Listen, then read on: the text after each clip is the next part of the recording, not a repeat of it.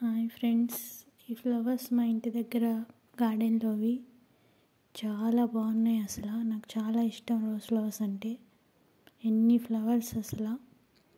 మీకు ఇష్టమో కాదో కామెంట్ సెక్షన్లో కామెంట్ చేయండి. అసలు ఇక్కడ ఎంత బాగుందంటే చాలా బాగుంది.